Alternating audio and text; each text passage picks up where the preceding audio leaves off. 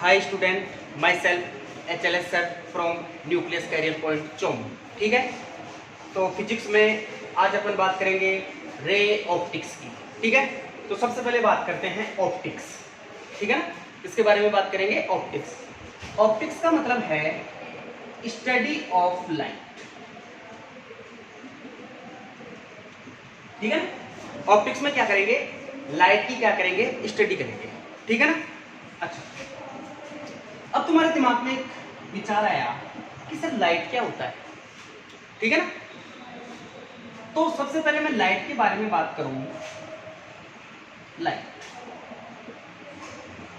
ठीक है ना, लाइट एक ऐसा फैक्टर है जो खुद तो इनविजिबल होता है लेकिन दूसरे ऑब्जेक्ट को अपने लिए विजिबल बनाता है। जैसे यहां पर अपन है, सब कुछ देख पा रहे हैं, क्यों? Due to light. ठीक है ना, बोर्ड है, बोर्ड को कैसे देख पाए? लाइट के कारण देख पाए। खुद इनविजिबल है, लाइट थोड़ी दिखती है अपन को, लेकिन दूसरे ऑब्जेक्ट को अपने लिए क्या बनाती है? विजिबल। ठीक है ना। अच्छा, लाइट इलेक्ट्रोमैग्नेटिक स्पेक्ट्रम का एक पार्ट है। लाइट क्या है? इलेक्ट्रोमैग्नेटिक स्पेक्ट्रम का एक पार्ट है।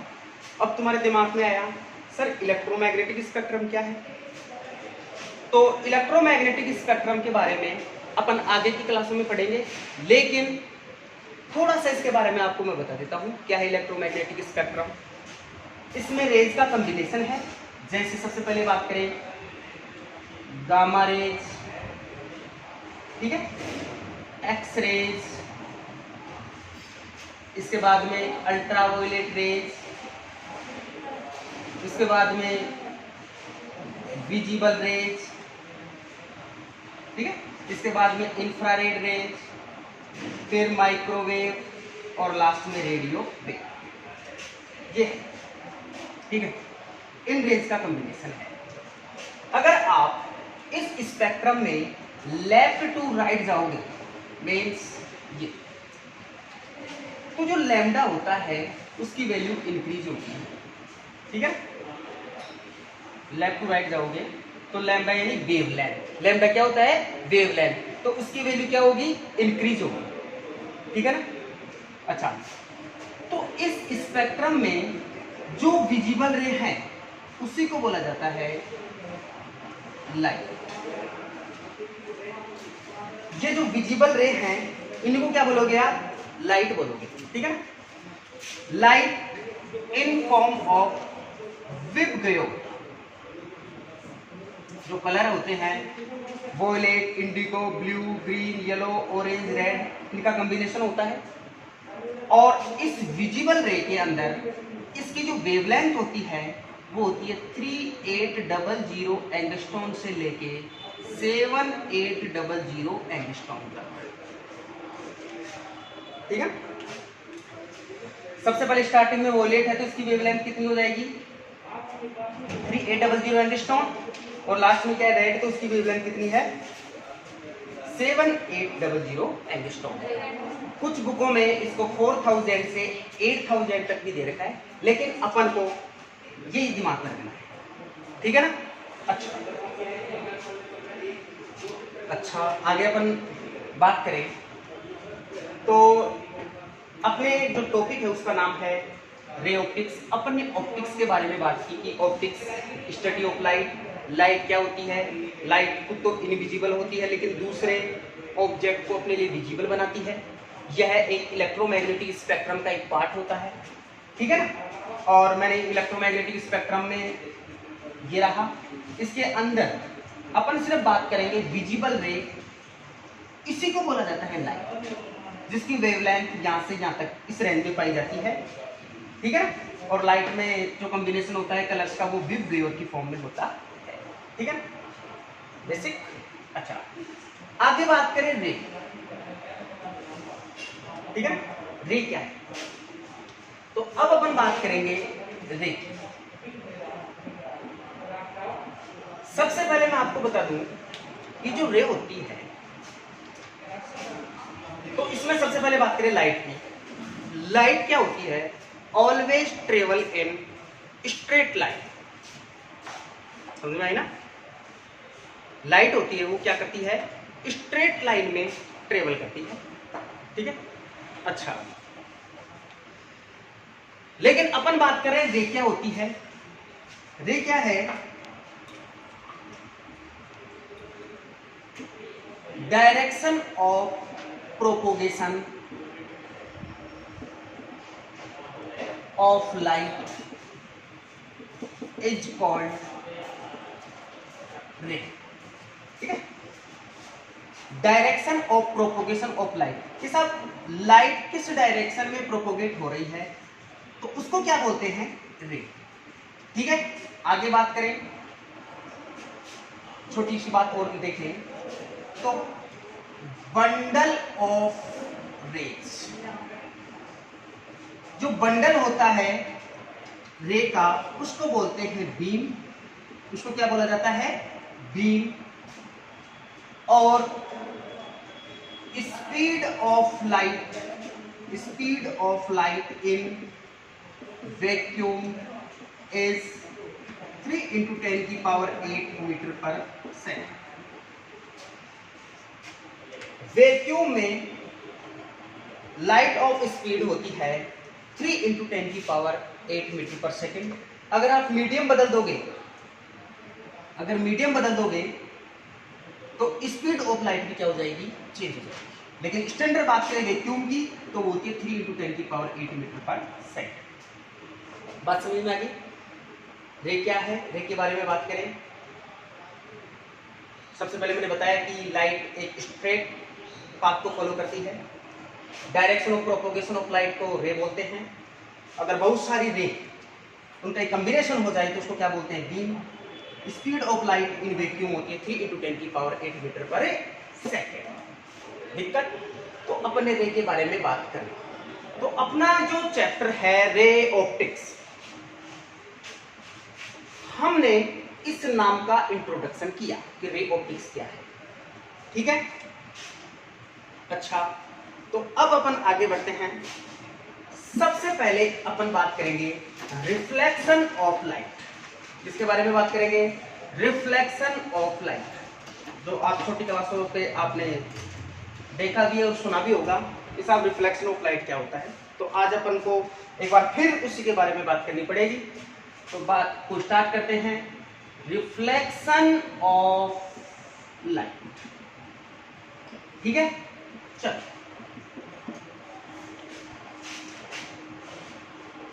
देखो सबसे पहले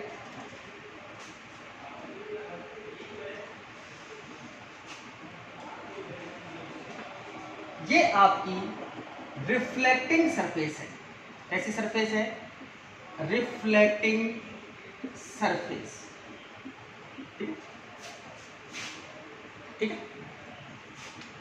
इस रिफ्लेक्टिंग सरफेस पे एक रे इंसिडेंट हुई। और एक मैं थोड़ी सी बात और बता दूं, जो रे होती है उसको एरो के साइन से रिप्रेजेंट करते हैं, ठीक है ना। जैसे तीर का निशान लगा देते हैं, ठीक है ना, एरो के साइन से रिप्रेजेंट करते हैं। तो जैसे मैंने ये रे ऑफ लाइट आ रही है तो मैंने ये तीर का निशान लगा के आगे इसको यहाँ से इंसिडेंट हुई, ठीक है ना। ये क्या है, इंसिडेंट रे है। ये क्या है, इंसिडेंट रे। अच्छी बात है। ये जो इंसिडेंट रे है इसकी जो स्पीड है वो v है, इसकी जो वेवलेंथ है वो लैम्डा है, और इसकी फ्रीक्वेंसी है new. Velocity v, wavelength lambda और फ्रीक्वेंसी न्यू, ठीक है। ये रे इंसिडेंट हुई। इंसिडेंट होने के बाद ये उसी मीडियम में वापस से रिबाउंस बैक हो गई, ठीक है ना। तो सबसे पहले रिफ्लेक्शन ऑफ लाइट क्या होता है, when light incident on a reflecting surface and after reflection rebounds back same medium, it's called reflection of light। समझा ना, when light incident on a reflecting surface and after reflection rebounds back same medium, मतलब जिस medium से आई उसी medium में वापस चली गई है, इसी को बोलते हैं रिफ्लेक्शन ऑफ लाइट। ठीक है। अच्छा, इस सरफेस के परपेंडिकुलर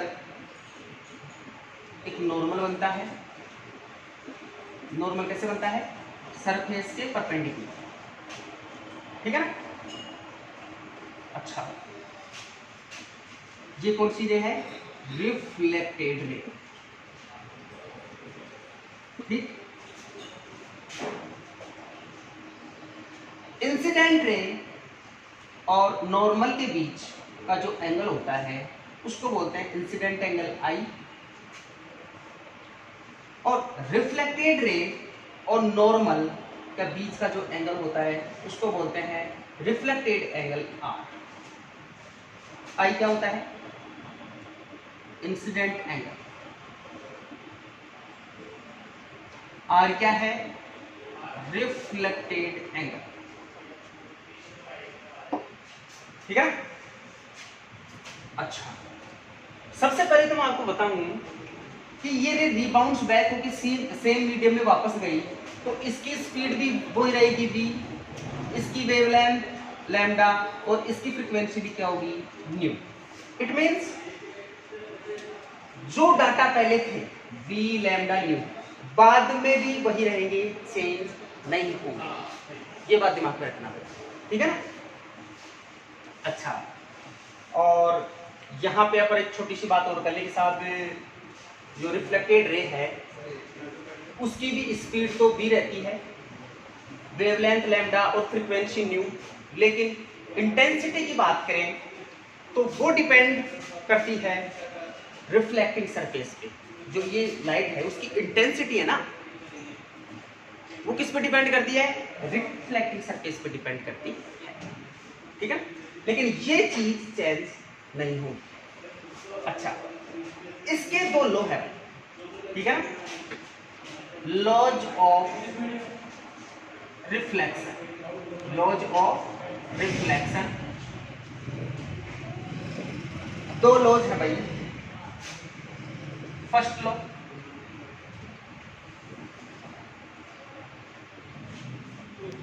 आपको पता है फर्स्ट लॉ क्या बोलता है? क्या है? Incident angle i equal to reflected angle r. ठीक है ना।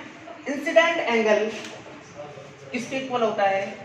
रिफ्लेक्टेड एंगल आर के इक्वल होता है। ये तो क्या है? आपका फर्स्ट लॉ। ये क्या है? आपका फर्स्ट लॉ। ठीक है ना। चलो अब अपन आगे बढ़ते हैं second law.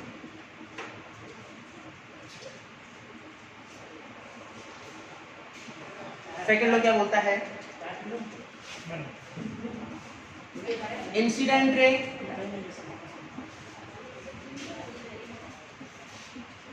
Reflected ray and normal all lie in same plane। ठीक है।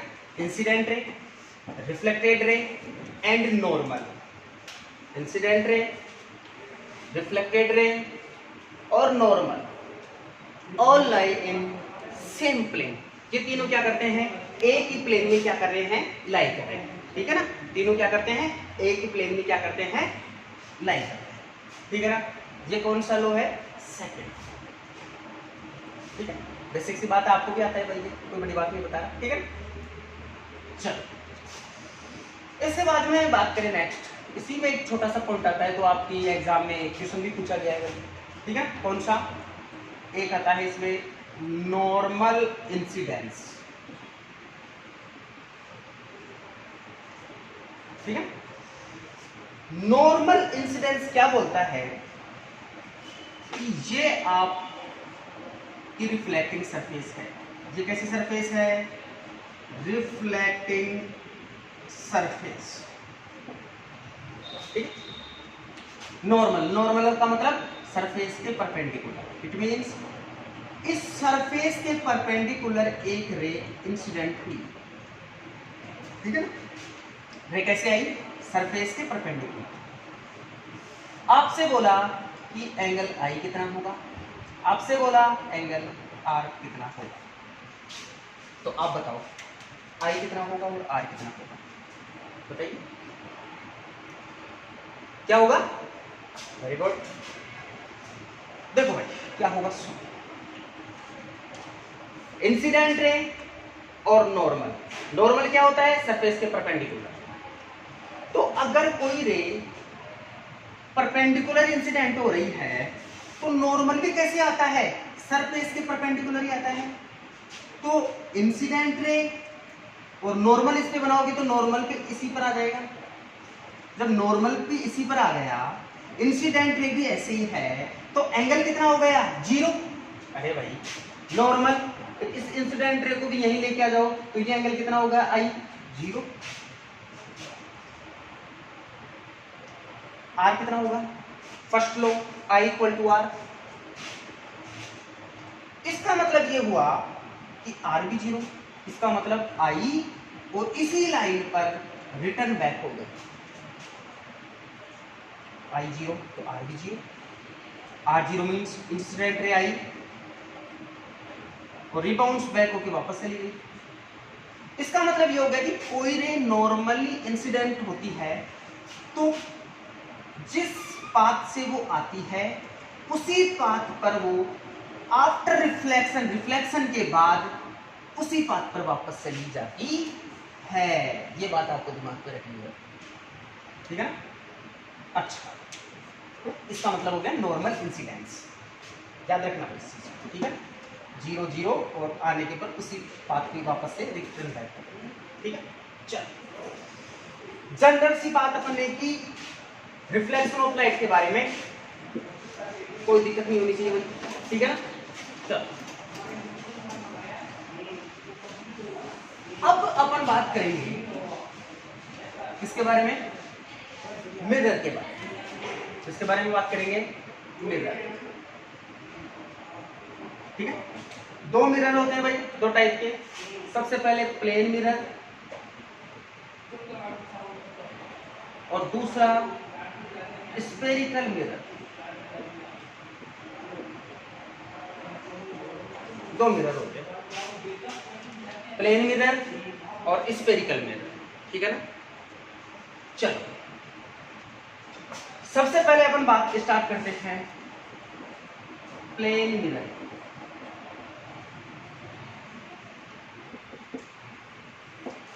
ठीक है ना। देखो प्लेन मिरर क्या है, कुछ इस पर स्पेशल बातें इसमें पाई जाती हैं, तो उनके बारे में अपन को बात करनी है। सबसे पहले इस प्लेन मिरर के बारे में अपन डिटेल में बात करें, कुछ स्पेशलाइजेशन इसके जो होते हैं वो बता देता हूँ। सबसे पहले बात करते हैं लेटरल इन्वर्जन, ठीक है ना। लेटरल इन्वर्जन, लेटरल इन्वर्जन क्या होता है कि कोई ऑब्जेक्ट है, इस ऑब्जेक्ट की आपको इमेज देखनी है। ये ऑब्जेक्ट है, प्लेन मिरर में क्या करना है, इसकी इमेज देखनी है आपको, ठीक है ना।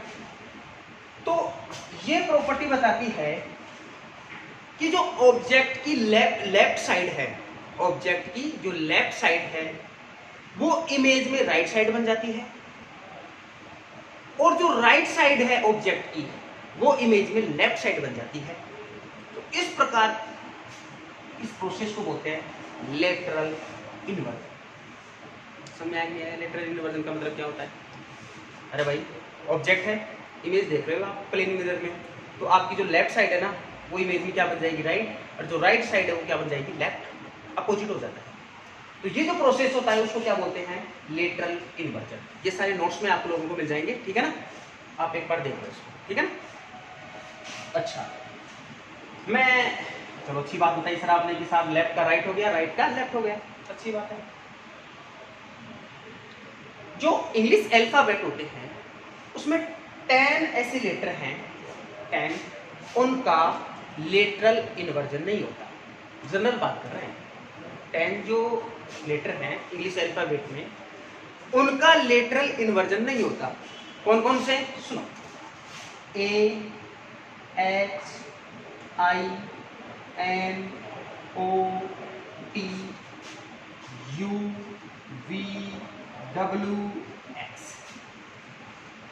1 2 3 4 5 6 7 8 9 10।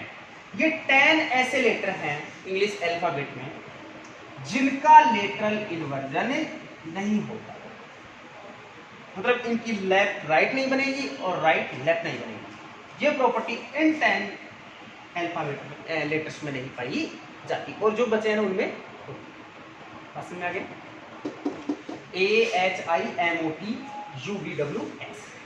ठीक है, बस में आएंगे पक्का, ठीक है। चलो बहुत अच्छी बात है, ये तो आप लोगों ने देखा सिंपल। अब बात करते हैं next point, image formation by plane mirror, ठीक है ना। Image formation by plane mirror के बारे में बात करें तो साहब सबसे पहले इसमें पॉइंट करेंगे पॉइंट ऑब्जेक्ट, ठीक है।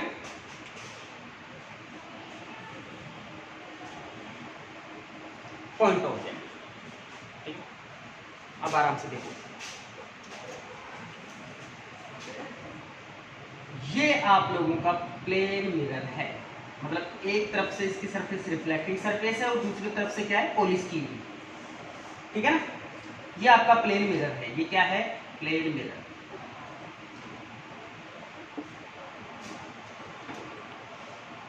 यहां पे एक पॉइंट ऑब्जेक्ट है O, ठीक है, पॉइंट ऑब्जेक्ट। आपको इसकी इमेज प्लेन मिरर में देखनी कैसी इमेज नजर आई। तो सबसे पहले क्या किया, आपको बेसिक पता हो कि जहां ऑब्जेक्ट होता है तो इधर क्या बनेगी इसकी इमेज। आप बोले सर कैसे बनी, तो इस बात को प्रूव करने के लिए अपन को रे डायग्राम की हेल्प लेनी पड़ेगी, ठीक है ना। किसकी हेल्प लेनी पड़ेगी, रे डायग्राम। रे डायग्राम में भी क्या होगा कि इमेज कहां बनती है, इमेज वहां बनती है जहां आफ्टर रिफ्लेक्शन मिनिमम 2 रे, आफ्टर रिफ्लेक्शन मिनिमम कितनी रे 2 रे जिस पॉइंट पर जाकर मिलती है वहां पे इमेज बनती है। क्या बोला मैंने, इमेज कहां बनती है, देखो 2 से ज्यादा हो सकती है लेकिन मिनिमम कितनी होनी चाहिए 2। आफ्टर रिफ्लेक्शन जिस पॉइंट पे 2 रे जाके मिल गई ना वहीं क्या बन जाती है इमेज, वहीं क्या बन जाती है इमेज। ये ऑब्जेक्ट है, इसकी इमेज बताइए साहब यहां बनेगी, कैसे बनेगी जरा देखो। सबसे पहले एक रे आई, प्लेन मिरर पे इंसिडेंट हुई, इंसिडेंट होने के बाद रिफ्लेक्ट हो, क्या हो गई रिफ्लेक्ट हो। अगर मैं यहां आंख बना के इस रे को देखूं तो आपको ऐसा लगता है कि ये रे पीछे से कहीं से आ रही है, सही बात। एक रे और इंसिडेंट करा दो, इंसिडेंट रिफ्लेक्टेड। यहां से अगर आप देखोगे तो ऐसा लगेगा ये रे भी पीछे से कहीं से आ रही है,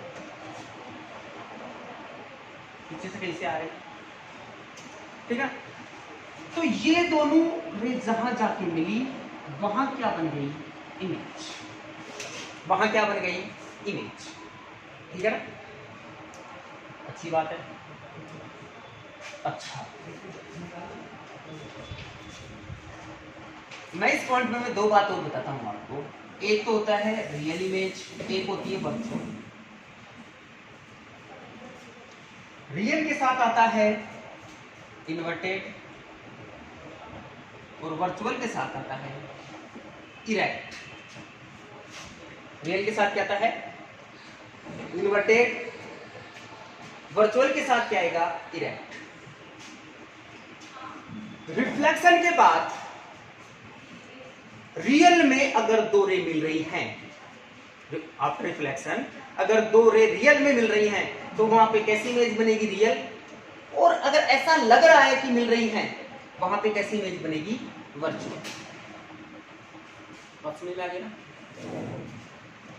अब रियल के साथ इन्वर्टेड कैसे आया और इरेक्ट, इसके बारे में डिटेल में बात होगी, लेकिन रियल के साथ इन्वर्टेड आता है उल्टी मतलब, और वर्चुअल के साथ इरेक्ट सीधी, ठीक है। यहां अगर बात करें,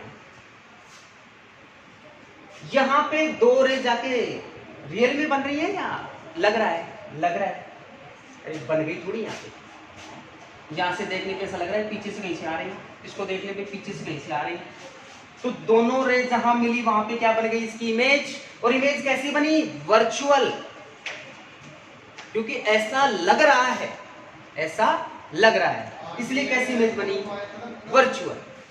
बस में आ गई। अच्छा, अब सपोज दैट ये डिस्टेंस x है, ये डिस्टेंस कितनी है, x। तो मैं आपसे बोलूं कि ये डिस्टेंस कितनी होगी, तो सर हमको तो नहीं पता। तो इस बात को अपन क्या करेंगे, प्रूव करेंगे कि साहब ये डिस्टेंस क्या होगी, ठीक है। देखो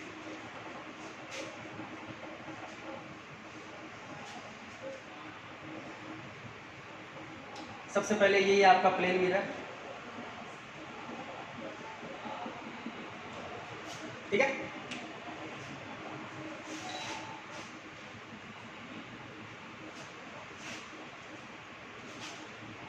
ये आपका पॉइंट ऑब्जेक्ट,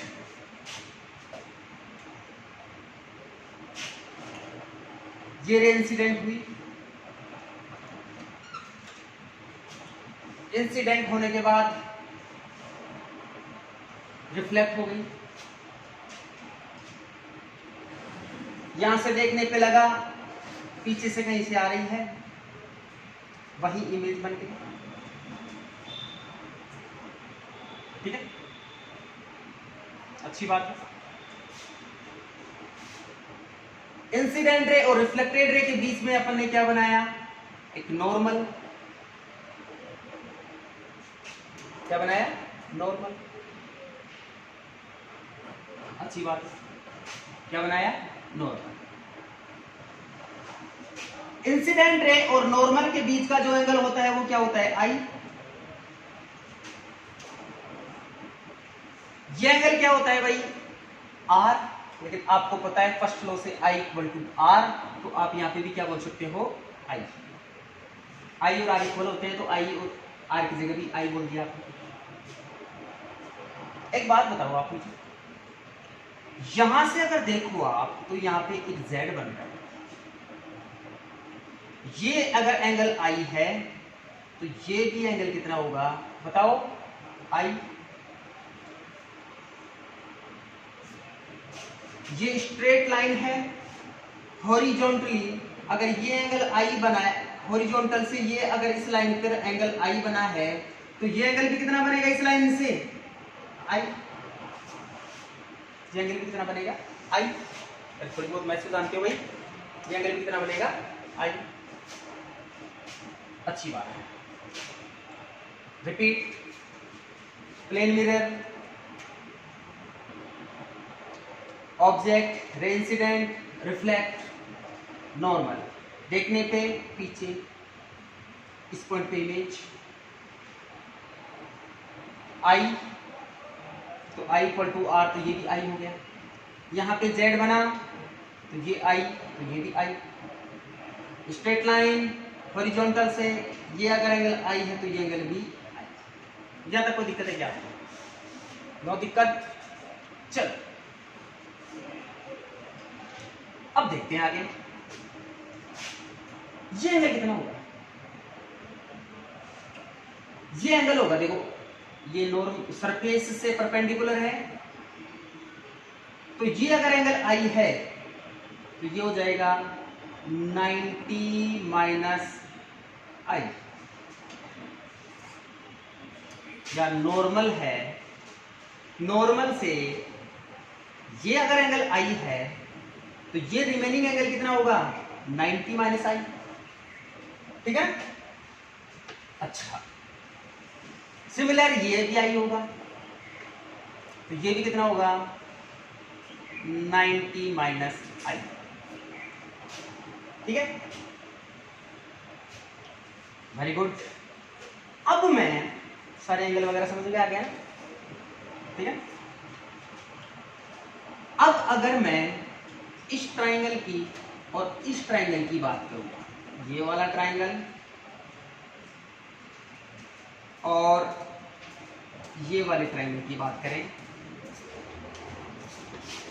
तो इन दोनों ट्राइंगलों में आप देख रहे हो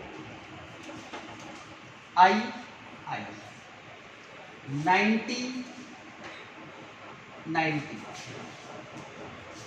90 माइनस आई 90 माइनस आई, ये 90 है ना। तीनों एंगल सेम है, जो तीन एंगल है वो क्या है same, this this this this and 90 minus I and 90 minus I. और इन दोनों ट्राइंगल्स में ये जो साइड है ये भी क्या है कॉमन, इन दोनों ट्राइंगल्स में ये साइड क्या है कॉमन। तो मैथ के अकॉर्डिंग अगर दो ट्राइंगल्स में तीनों एंगल सेम हो और एक साइड कॉमन हो तो वो कैसे ट्राइंगल होते हैं, कॉन्क्यूरेंट ट्राइंगल। कैसे होते हैं जरा बोल के बताना, कॉन्क्यूरेंट ट्राइंगल। इट मींस ये दोनों कॉन्क्यूरेंट ट्राइंगल हैं और उनमें ये वाली साइड और ये वाली साइड भी आपस में क्या होती है इक्वल। बस समझ आएगी, ये वाली साइड और ये वाली साइड भी आपस में क्या होंगी इक्वल। इट मींस ये अगर आपने x बोला तो ये डिस्टेंस भी कितनी होगी x, ये डिस्टेंस अगर x है तो ये डिस्टेंस भी कितनी होगी x, ठीक है ना। अच्छा, जैसे सिंपल बात करें कि साहब ये आपका प्लेन मिरर है, इस प्लेन मिरर से एक ऑब्जेक्ट 15 सेंटीमीटर की डिस्टेंस पे है, तो इसकी इमेज की अगर बात करें तो इमेज भी कितनी डिस्टेंस पे बनेगी 15 सेंटीमीटर, ठीक है ना। अच्छा, ठीक है, कोई डाउट। अब देखो, अपन को मेन बात इसकी करनी है वो क्या है, वो सुनो।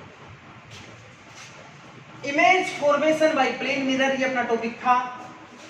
सबसे पहले मैंने पॉइंट ऑब्जेक्ट उठाया था और इसमें मैंने रे के डायग्राम से आपको समझाया इमेज यहां बनेगी।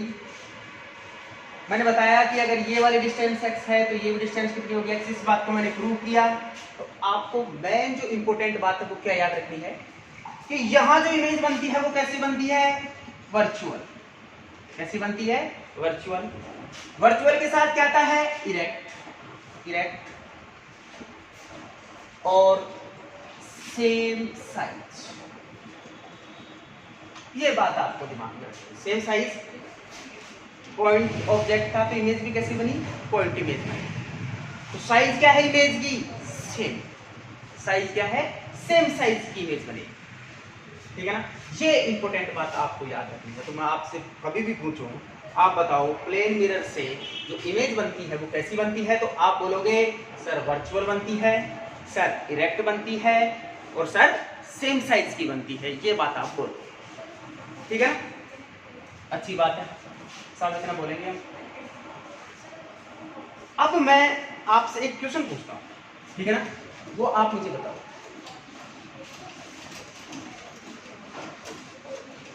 क्वेश्चन है कि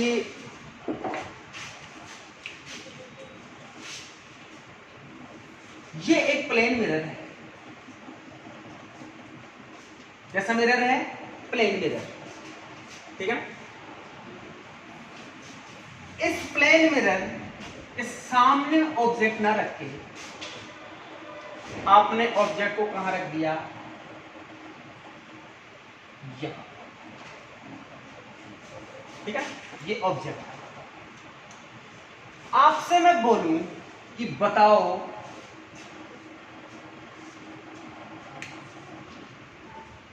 इसकी इमेज बनेगी या नहीं बनेगी, आपको यस या नो में इसका आंसर बताना है। यस या नो में आंसर बताओ, बनेगी या नहीं बनेगी? कितने बच्चे बोले बनेगी? अरे बनेगी, नहीं बनेगी? सोचो एक बार, बताओ कि क्या होगा है? इसका आंसर आएगा भाई यस, हाँ बनेगी। सर कैसे बनेगी वो जरा देखते हैं। सबसे पहले आप करो डैश डैश से प्लेन मिरर को ऐसे आगे बढ़ाओ, ठीक है। ये ऑब्जेक्ट तो ये इसकी यहाँ पे इमेज बनेगी।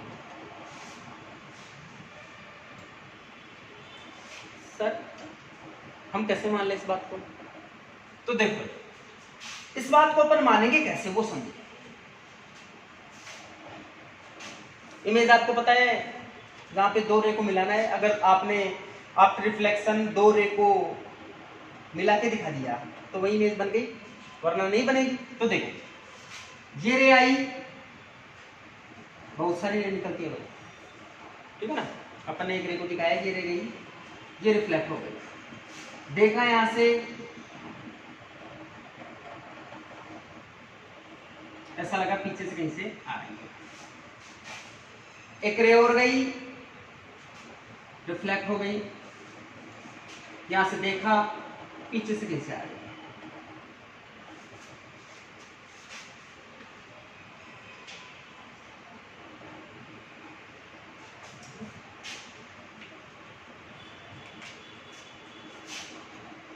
तो यहां इसकी इमेज बनेगी, बस मैं नहीं, कहां बनेगी? यहां बनेगी इसकी इमेज। ये अगर डिस्टेंस x है तो ये डिस्टेंस कितनी होगी? x, ठीक है ना। आपको दो रे को मिलाना है, तो ये कंसेप्ट मैं बता रहा हूं, आगे कुछ क्वेश्चनों में मैं यूज में लूंगा, तो ध्यान रखना भाई। अगर कोई ऑब्जेक्ट मिरर के सामने ना रखा है और उस साइड में रखा है ना, तो भी आप क्या बोलोगे? साहब इसकी इमेज बनेगी, ठीक है ना। कैसे बनेगी? रे गई, रिफ्लेक्ट हो गई, आपने देखा यहाँ रे गई, रिफ्लेक्ट हो गई, आपने यहाँ से देखा रे, तो जहां पे ये दोनों मीट हुई, ऐसा लग रहा है तो वर्चुअल बन रही है और वर्चुअली बनती है, तो यहां पे क्या बनेगी? इसकी इमेज बनेगी, ठीक है।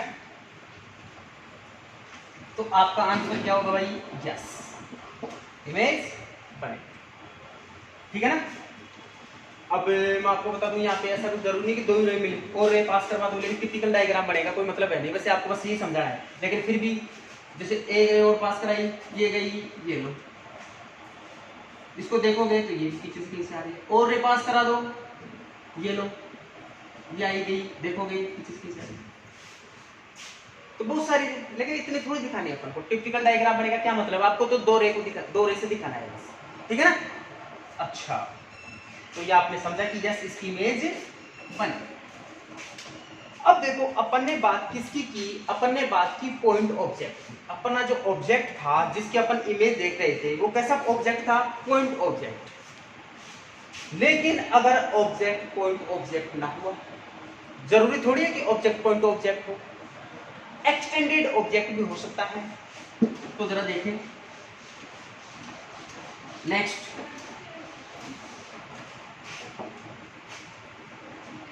सेकंड पॉइंट की बात करें, इसी में एक्सटेंडेड ऑब्जेक्ट, जिसकी कोई ना कोई साइज हो गई, ठीक है। अच्छा, ठीक है। तो इसमें क्या है? एक्सटेंडेड ऑब्जेक्ट की अगर बात करें तो ऑब्जेक्ट की क्या है? कुछ साइज है, ठीक है ना। अच्छा, तो देखो भाई, ये आपका प्लेन मिरर है, ठीक है ना।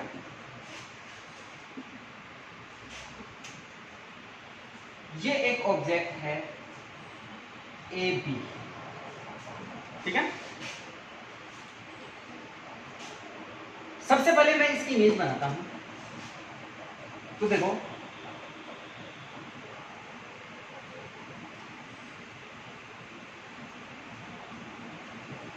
ठीक है। अगर कोई रे इस बी पॉइंट से, ए बी ऑब्जेक्ट है, एच हाइट का मान लो, ये बी पॉइंट है, तो यहां से अगर कोई रे गई तो आपको पता है नॉर्मल इंसिडेंस हो रही है, अभी बताया। तो अगर वापस चली जाएगी, ऐसा लगेगा पीछे से कहीं से आ रही है। एक रे ये गई, इंसिडेंट हुई, रिफ्लेक्ट हो गई, यहां से देखोगे पीछे से आपको लगेगा कहीं से आ रही है। ये वाली रे और ये वाली रे जहां मीट होगी वहीं इसकी इमेज फॉर्मेशन बन गई बी पॉइंट की। सिमिलर ए वाली रे आई, चली गई, पीछे से कहीं से आ रही है। एक रे आई, इंसिडेंट हुई, चली गई, यहां से देखोगे पीछे से कहीं से आ रही है, ठीक है ना। ये आप लोगों की ए डैश बी डैश इमेज बन गई। क्या बन गई? A dash B dash image बन गई, ठीक है ना। अच्छी बात है, ये इमेज बन गई ए डैश बी डैश।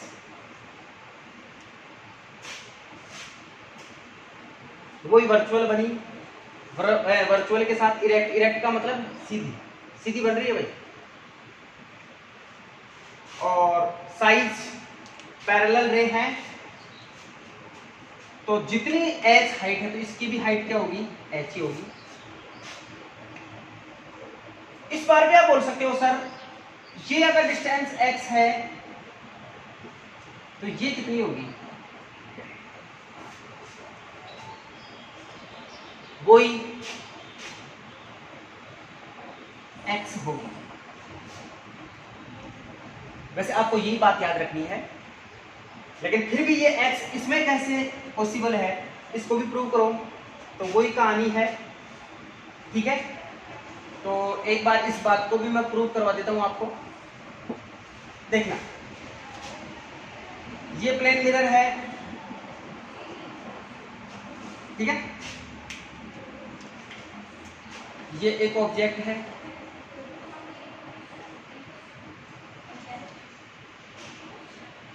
ठीक है।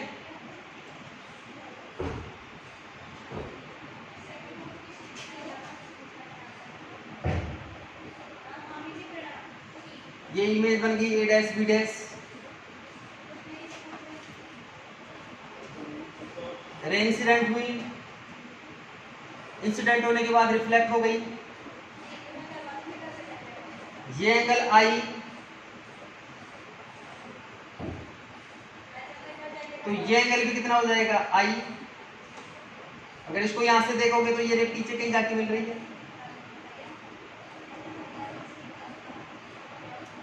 ये आई, तो ये एंगल भी कितना हो जाएगा? आई। ये अगर आई है तो ये भी कितना हो जाएगा? आई,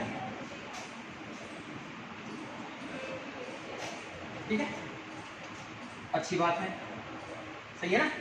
ऑब्जेक्ट पीछे उड़ाया, रे आई, रिफ्लेक्ट होकर चली गई, यहां से देखोगे तो पीछे से कहीं से मिल रही है यहाँ पे।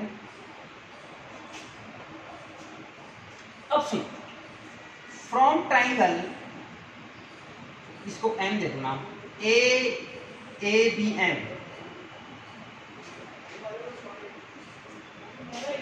ए डैश बी डैश एम। अगर इन दोनों ट्राइंगल्स की बात करें, इसकी और इसकी, ये एंगल आई, ये angle I, it means angle B M A equal to B M A equal to angle B dash M A dash equal to I. ये वाला एंगल और ये वाला एंगल आपस में क्या हो गया? इक्वल। दूसरी 90 90, it means angle B A M equal to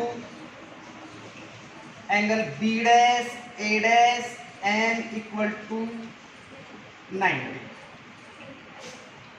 और ये अभी बताया हाइट एज पैरेलल लाइन है, तो ये हाइट भी कितनी होगी, एच। इट मीन्स साइड कौन सी इक्वल होंगी, A B equal to A dash B dash. ये साइड आपस में क्या हो जाएगी, इक्वल। ठीक है। अच्छा, आपको पता है दो ट्राइंगल में दो एंगल सेम है और एक साइड क्या है, इक्वल। तो मैथ्स में एक प्रॉपर्टी पाई जाती है सिमेट्री ट्राइंगल की, कि अगर ऐसा है तो ये वाली साइड और ये वाली साइड भी आपस में क्या होंगी, इक्वल। तो आप बोल सकते हो A M equal to A dash M. अगर ये x है तो ये भी क्या होगी, x, from property of symmetry. ठीक है ना, ये दोनों आपस में क्या हो जाएंगी, इक्वल हो जाएंगी। ठीक है। वैसे ये बात आपको मैंने बता दी कि आपस में इक्वल होंगी। वैसे आपको क्या याद रखना है, आपको रखना है इमेज कैसी बनेगी, वर्चुअल, वर्चुअल के साथ इरेक्ट और सेम सच के दिमाग में रखना। ठीक है साहब, अच्छी बात है। ठीक है ना, चलो आगे अपन बढ़ते। ठीक है, तो प्रॉपर्टी ऑफ सिमेट्री है, उसमें क्या होगा, ये वाली साइड और ये वाली साइड आपस में क्या हो जाएंगी, इक्वल। ठीक है। अब मैं आपको कुछ अलग से बता रहा हूं। ठीक है ना, सुनिए जरा, देखो कुछ एक एग्जांपल के थ्रू समझा रहा हूं कि साहब ये आपकी वॉच घड़ी है, ठीक है, और ये आपका क्या है, प्लेन मिरर। ठीक है ना, मैं आपसे बोलूं कि इस घड़ी में अभी 3 बज रहे हैं, तो बताओ 3 का मीन्स क्या हो गया। देखो भाई 3 कैसे बजेंगे, एक तो एच वाली जो नीडल है सुई है और एक होती है मिनट वाली। ठीक है ना, तो ये 3 बज गई। आप मैंने बोला आपने प्लेन मिरर में इसकी इमेज देखी, तो ये, तो बताओ आप इसकी इमेज देखोगे तो आपको कितना टाइम नजर आएगा, मतलब कितने बजेंगे इस इमेज में। ठीक है, सुनो उतना ही, इस प्लेन मिरर से जितने डिस्टेंस पे ये एरो है, आप लोग उतनी डिस्टेंस पे ये एरो लगाते हैं। डिस्टेंस सेम होगी भाई, ये वाली डिस्टेंस सेम, आप इसको ये, ठीक है, ये वाली है, तो इस प्लेन मिरर से कितनी डिस्टेंस पे है, उतनी डिस्टेंस पे। तो यहाँ पे कितने बज रहे थे, 3 बजे थे, तो यहाँ पे कितने बज गए भाई, यहाँ पे बज गए 9 बजे। ठीक है, समझ आया ना। अरे जितनी दूर ये उतनी दूर ये, अब जितनी डिस्टेंस पे ये वाली नीडल है उतनी डिस्टेंस पे ये बनेगा। तो यहाँ पे कितने बज गए आपके, 9 बज गए। अरे 9 बजे नहीं बजे, ठीक है। लेकिन ये तो एक आसान सा था, आपने इसका एनालिसिस कर लिया। लेकिन सपोज दैट मैं आपसे पूछूं कि बताओ 4:25 और जैसे 45 सेकेंड। अब बताओ अगर ये है टाइम 4:25 और 45 सेकेंड, अब आपको इसकी इमेज देखनी है। क्या देखनी है, इमेज। तो कितनी नजर आएगी आपको, तो इसके लिए आपके पास शॉर्ट ट्रिक है। क्या है, जरा ध्यान दो। सबसे पहले ये 12 बज गए, 12 बज गए, तो इसको लिखने का एक दूसरा तरीका है कि साहब इसको आप देख सकते हो 11:59 और 60 सेकेंड। इसको आप ऐसे लिख सकते हो। अब क्या करो, इसको लिखो 4:25 और 45। ठीक है, अब इसमें से इसको क्या कर दो, माइनस। इसमें से इसको क्या कर दो, माइनस। मतलब 12 बजे को आप क्या लिख सकते हो बेटा, ये रखना है आपको, और जो टाइम आपसे पूछे उसको नीचे लिख दो। अब देखो कितने बजे यहाँ पे, 15, कितना 4, 3 और कितना हो गया बेटा 7। तो इसका टाइम हो गया बेटा, आप अगर इमेज उसमें आपको नजर आएगा 7:34 मिनट और 15 सेकंड आप लोगों को नजर आएंगे।